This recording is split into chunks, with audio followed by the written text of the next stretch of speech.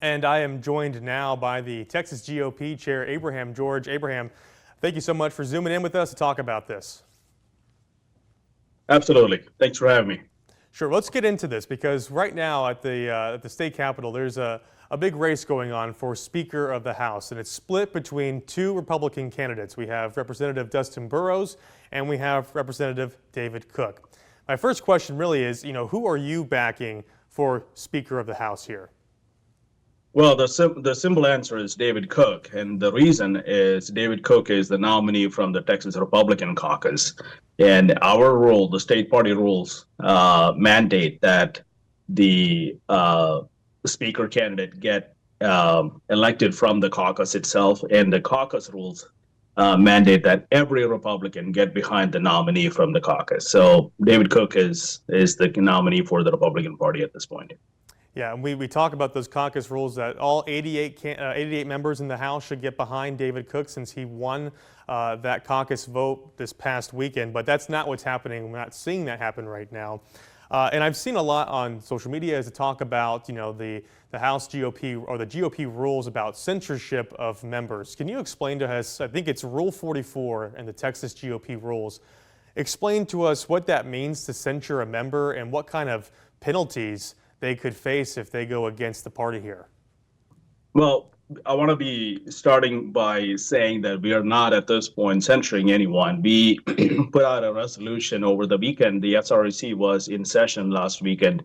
So the Rule 44 allows the Republican Party to say, you're a Republican elected official and you're not doing what the Republican Party and the grassroots and Texas is asking you to do. And so you are in violation of our rules, our party platform, or priorities, and we can censure you.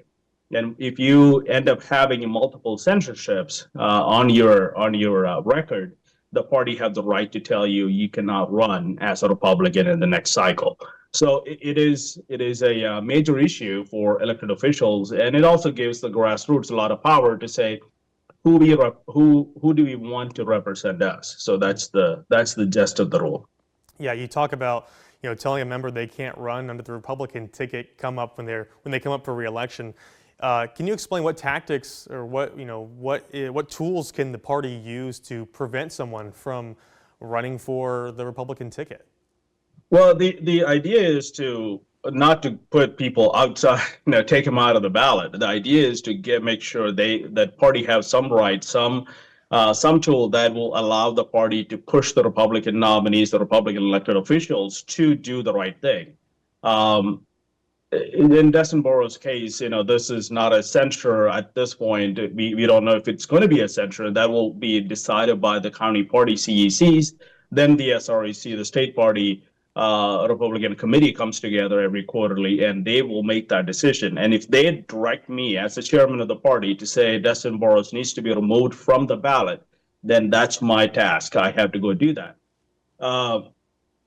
These issues, I mean, we're going getting way ahead of where we are at today. Mm-hmm. So today our goal is to get the rest of the Republican House members to come and back David Cook, because that is the right thing to do, and to have Dustin Burrows to withdraw his nomination. And if he goes out there and gets support from Democrats and gets some support from some Republicans, we're going to look at it as a violation of our rules and also the caucus rules, and we will go into the censorships and ballot access and all of those things at that point. Okay. Yeah, we saw the Governor Greg Abbott and Lieutenant Governor Dan Patrick took to social media yesterday to kind of say, hey, Republicans need to back the GOP-sponsored candidate for Speaker. Do you think that will bring these other Republicans in line with the party? I think some of them will reconsider their stand today and will go in and say, maybe I don't want to take on the entire Republican Party and the lieutenant governor and the governor and everybody else in the state of Texas who are conservatives. So we think that some of them will come to our side today or over the next couple of days. We're about to go live with a major media buy against Dustin Burrows in his district, and if if the Republican House members won't come to our side over the next few days, we're going to do the same thing on all of their districts as well. Okay. Okay. Well, let's talk about the upcoming session here. We look at the GOP priorities. Can you tell us, what are you looking at as the conservative agenda that you want to see pass through this session? Well, the number one issue we have is the border security.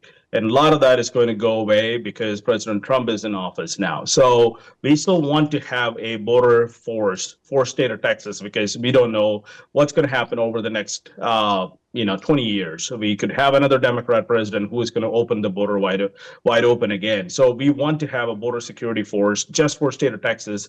That's a number one issue. We have electric grid problems. We wanted to strengthen our grid. We want to have no taxpayer funded lobbying. So all of those, there's about 8 priorities. I've added 3 more priorities as the chairman can do that.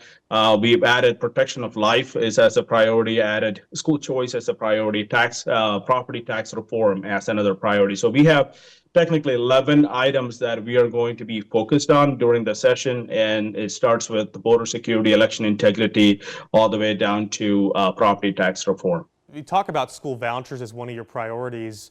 We can go back to 2015, and school vouchers has not been able to successfully get through both the Senate and the House, mostly in the House. How confident are you that that priority, school choice, will get passed through this session? Well, the party is very confident, mainly because we have a good amount of people who are against the school choice are removed from the Texas House. Now we have new members coming in. They're all school choice, pro school choice members. And we also have the Senate who is 100% behind us. So between the Senate and a good amount of people who are on our side on the school choice, we are going to get it. And a lot of those is going to depend on who's going to be the speaker as well. And that's why this big fight today on the speaker's race. Okay. Abraham George, chair of the Texas GOP, thank you so much for coming on our show today. Thank you.